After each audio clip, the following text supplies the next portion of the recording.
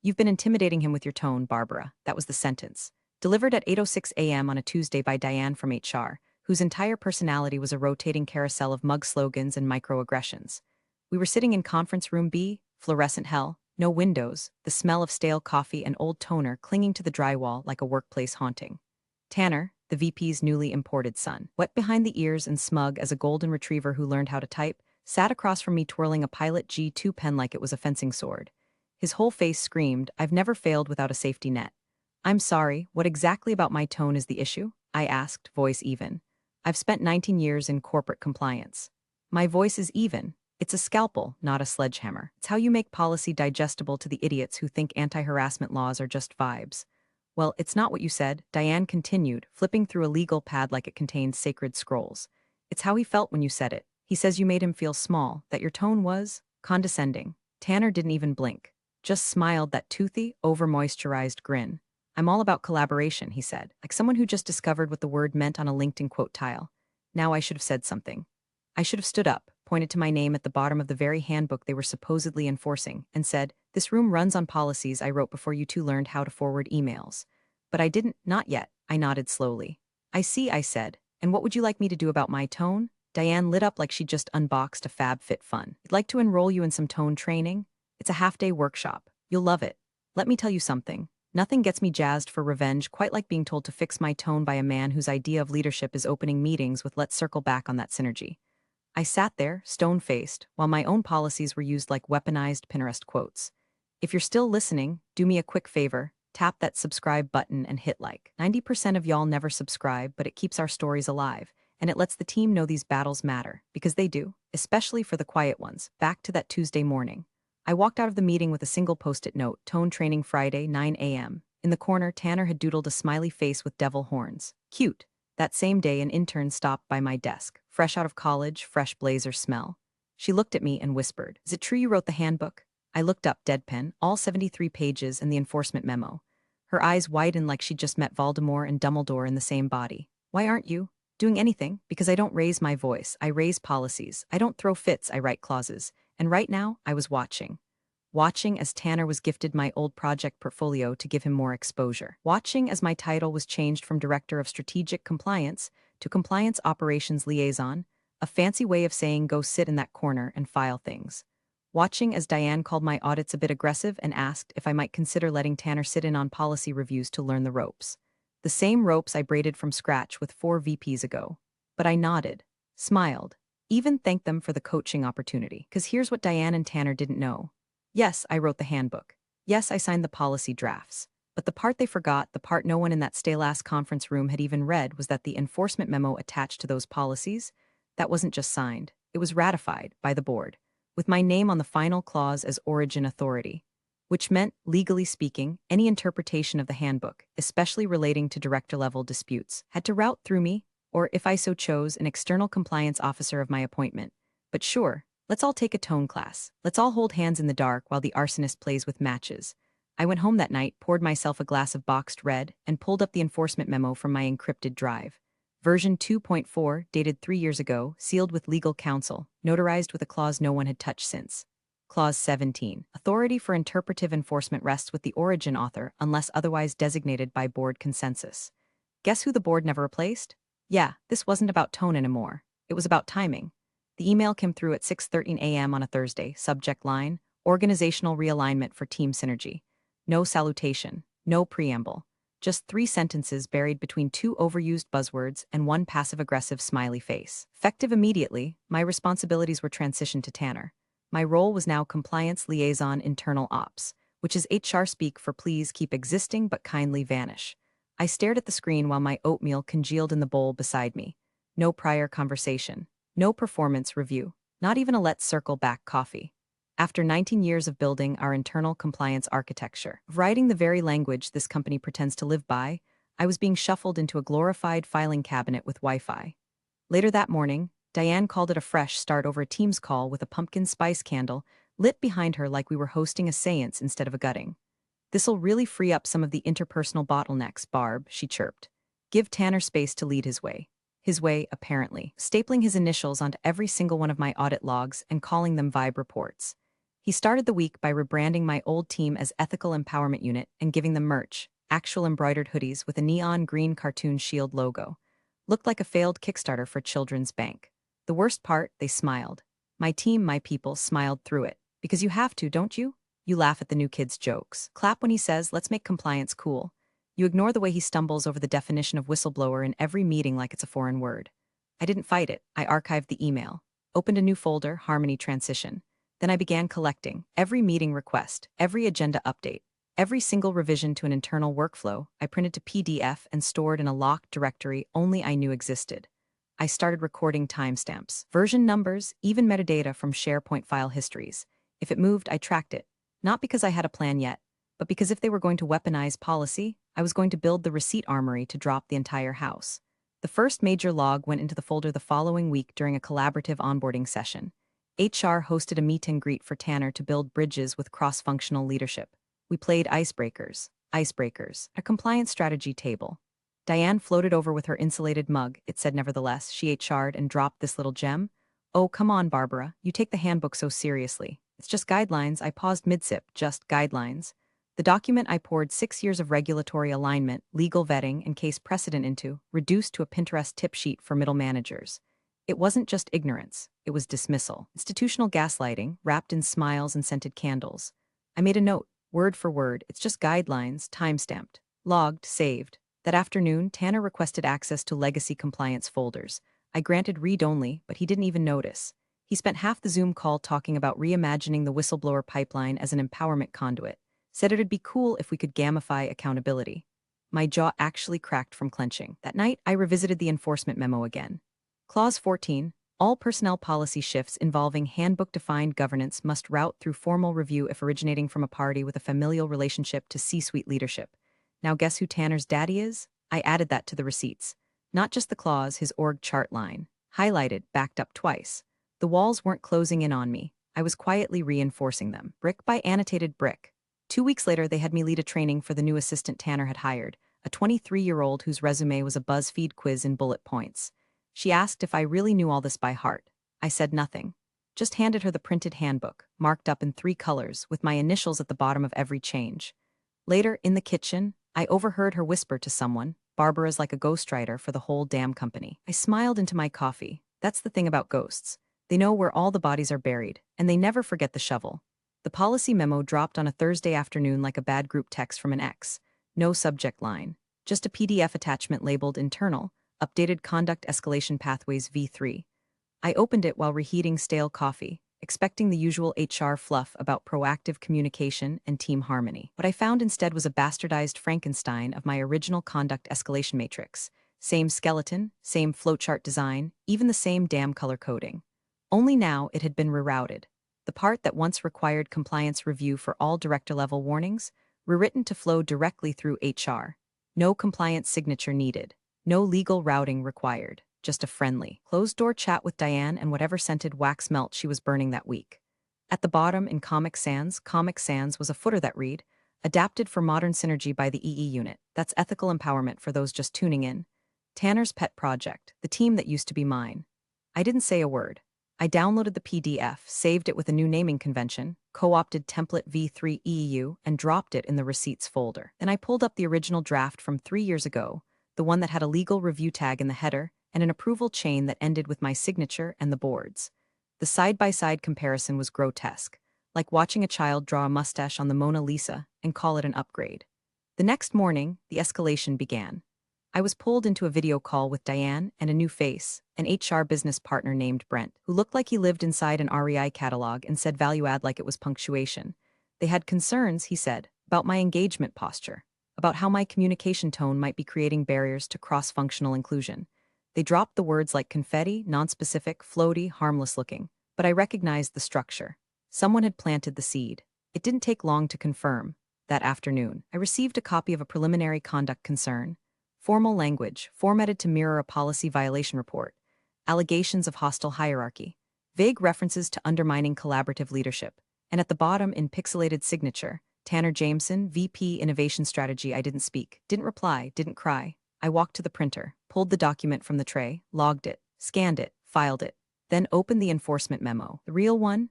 Enforcement Memo V2.4, finalized, sealed, authored by B. Keller, approved by Corporate Counsel H.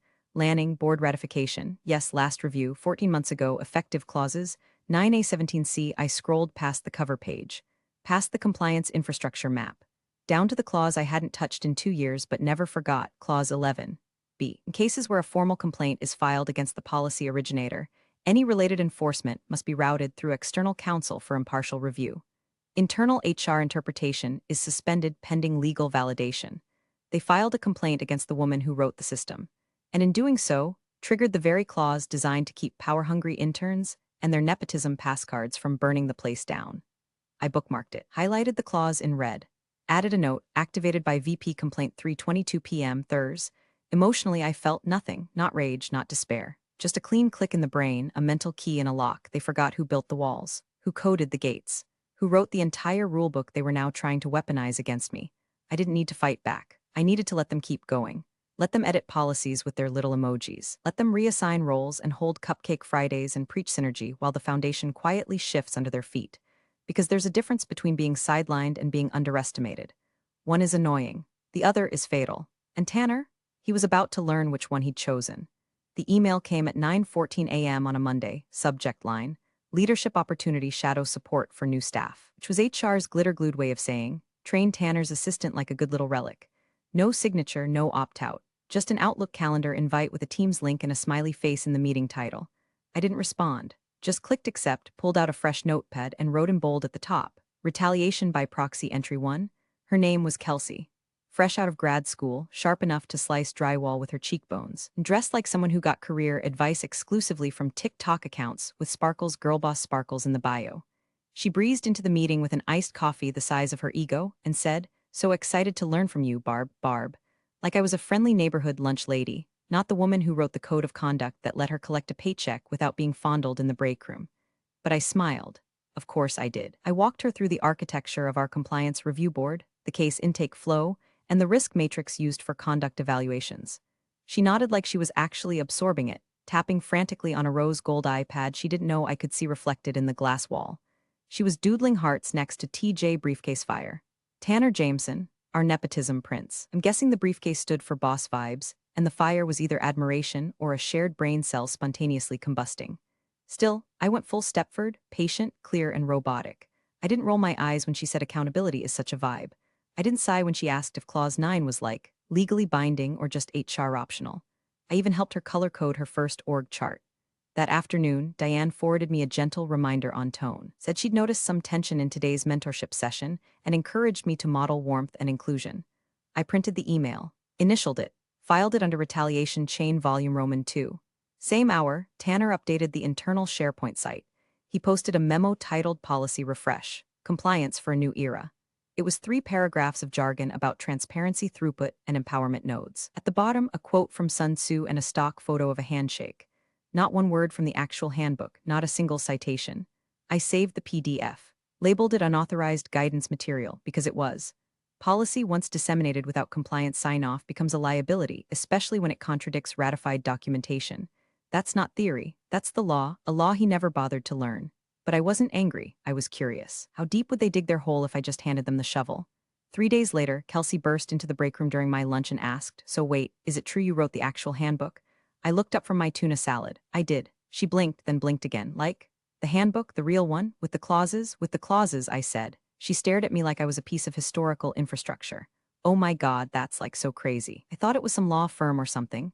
You never talk in meetings. Exactly, I said. She left confused. I left a note in the receipts log, intern confirmation of authorship, witness present, timestamped. They were all starting to realize it, in glimpses, in rumors, in whispers by the printer. That Barbara, the quiet compliance ghost, wasn't just some paper-pushing relic. She was the architect.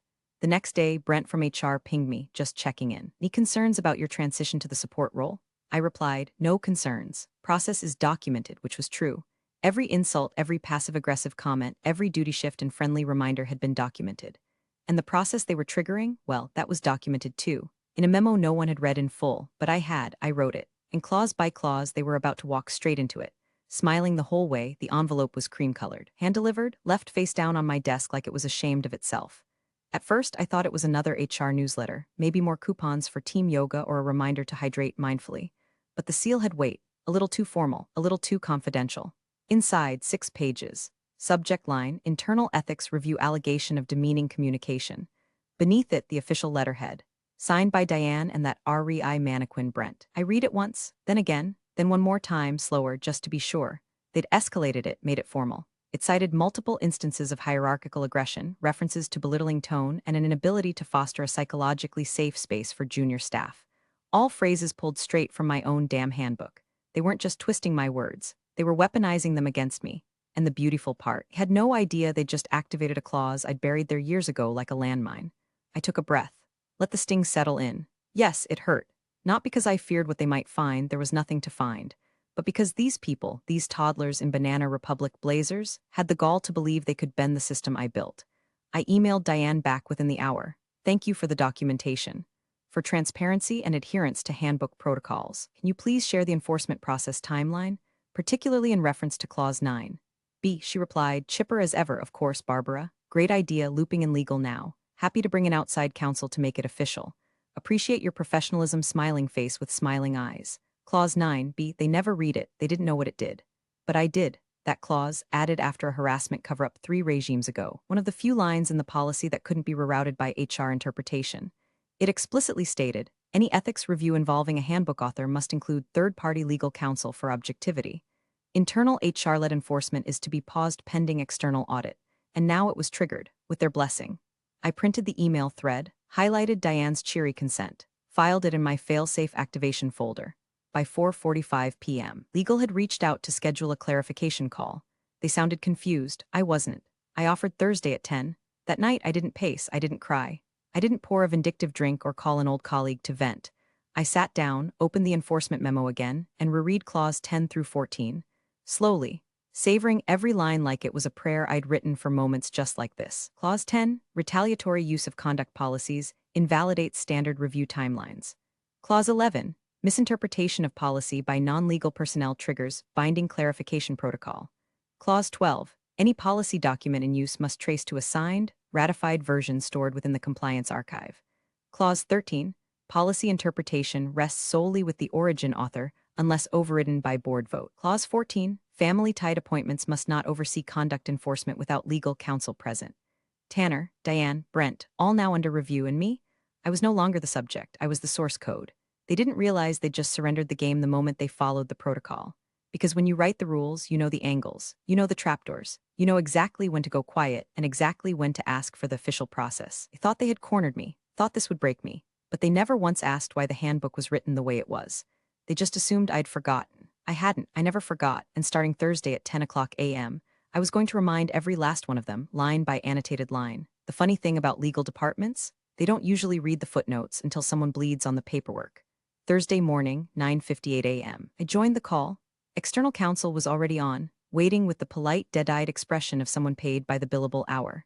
Brent tried to open with small talk, asked if I was staying warm in this weather. I ignored him and opened the enforcement memo on my second monitor. Diane joined 2 minutes late, out of breath, like she jogged in from burning a sage stick over her coffee mug. Let's keep this collaborative, she chirped, like this wasn't the organizational equivalent of a loaded gun on the table. They began reading the formal statement aloud. It was theater. Tanner's words, scrubbed through committee, accusing me of intimidation through institutional knowledge. A phrase that sounded like it came from someone who failed upward into power and got spooked by people who knew how filing cabinets worked. I let them talk. Let Brent rattle off next steps. Let Diane explain how they'd already prepared a developmental improvement plan. Let legal float timelines and coaching sessions and measured reentry. And then, before any of them could assign homework, the paralegal spoke. Sorry to interrupt, she said, voice a little tight. I was reviewing the enforcement memo, the version on file, and something doesn't line up. The room fell quiet. She continued. Clause 14 requires external oversight when a director-level employee is accused under an HR-authorized policy. The memo defines director level as anyone with policy ownership or interpretive authority. Brent leaned in. Well, Barbara doesn't own the policy, right? It's an HR doc. No, she said, already clicking. It's not. It's authored by Barbara Keller. Signed and ratified under the compliance framework 3 years ago. I just pulled the digital signature log, last page. She shared her screen. There it was. Final page enforcement memo V2.4 signature. Barbara Keller, Chief Compliance Architect, approval. H. Lanning, Corporate Counsel, Board ratification. 5-0 vote, date, April 17, 3 years prior. And underneath it all, in a quiet little footer line no one had noticed before, interpretive authority remains with B. Keller unless superseded by board action. Brent blinked. Diane blinked. The external counsel leaned forward so fast his webcam wobbled. I said nothing. The paralegal continued more confidently now. That means HR can't finalize disciplinary action against Barbara without procedural violation. You'd need board review or an alternate clause, and I'm not seeing either. Brent opened his mouth, closed it. Diane tried to smile, but it came out as a grimace. External counsel cleared his throat. Let's pause here, he said carefully. This needs escalation. If the memo holds, then continuing this process could constitute a breach.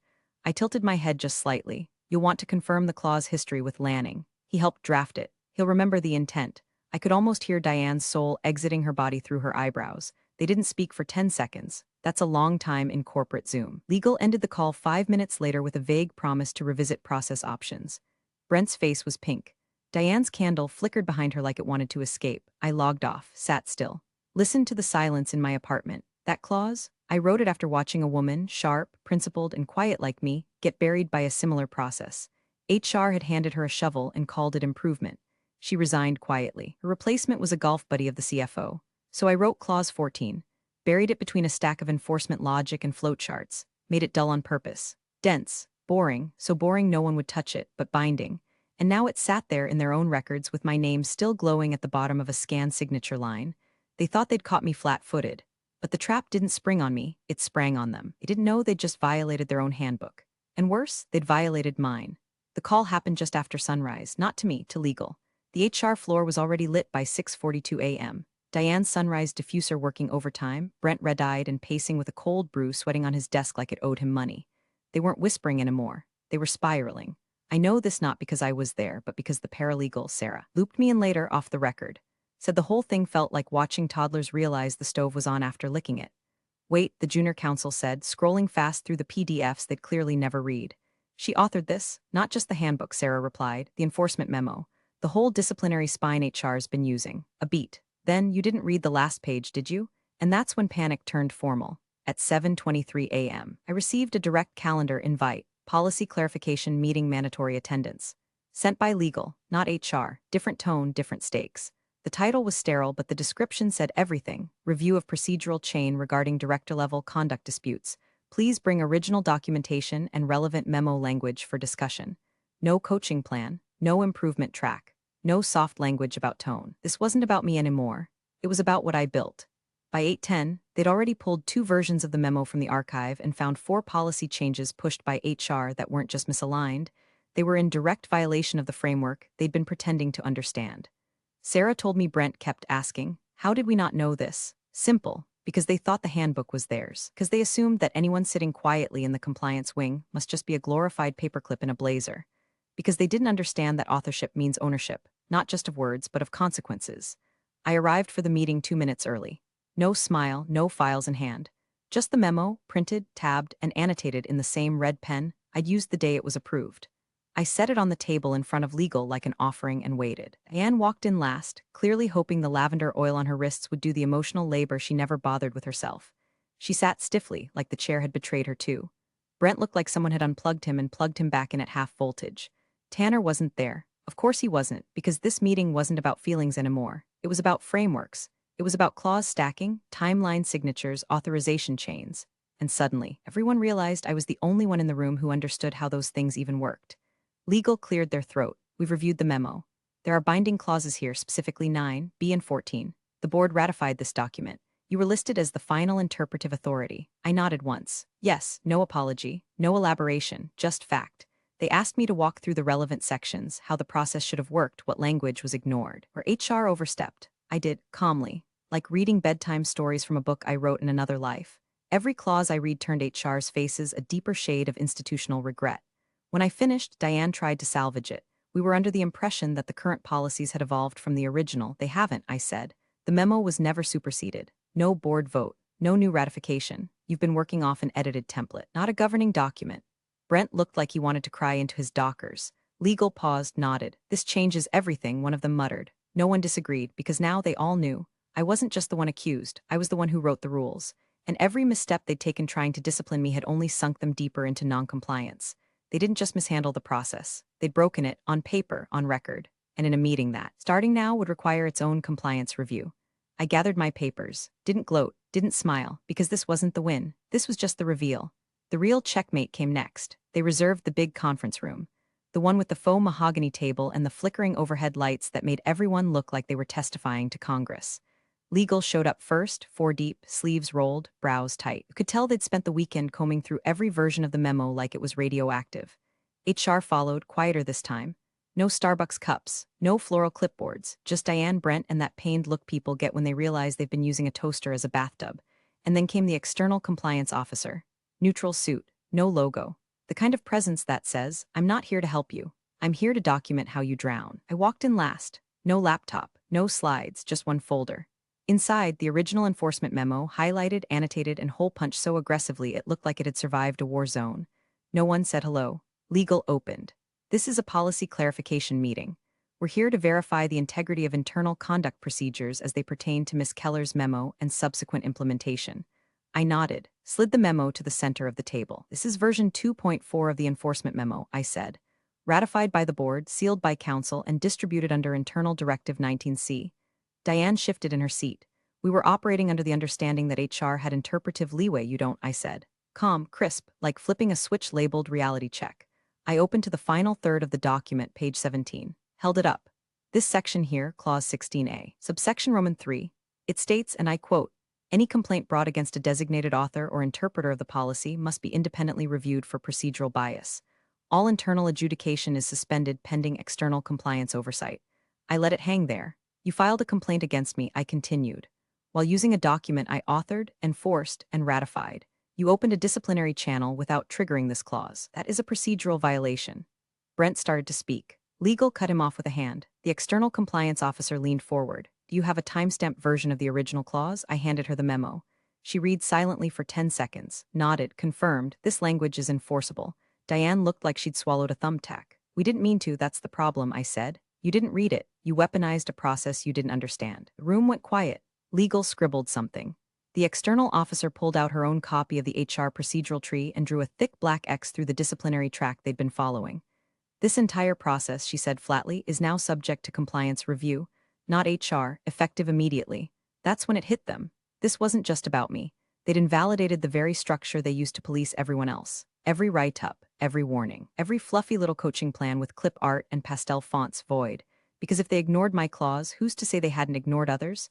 They hadn't just violated policy. They'd gutted the foundation their own authority stood on. And now someone else, me, was holding the map. Brent finally spoke. What does this mean exactly? The compliance officer answered. It means Miss Keller isn't under investigation anymore. Then she turned to me. Do you like to file a formal response? I didn't smile. Not yet, I said. Let's finish the review first, line by line, because this wasn't the moment for revenge. It was the moment for receipts, and I had more, a lot more. Filed, time-stamped, cross-referenced, and ready. The tables hadn't just turned. I built the table. And now, finally, they realized who was sitting at the head of it. The room was full, not crowded, full. Like a theater where everyone knows the third act is going to hurt. Legal, HR, external compliance. A board observer dialing in from the coast, his voice already pinched from 2 time zones too many. And at last, Tanner himself, sweaty, late, and trying to laugh like he still had control of the temperature.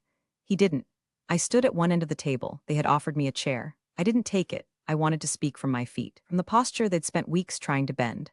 Council opened the meeting. Neutral tone. Legalese laced with caffeine and consequence.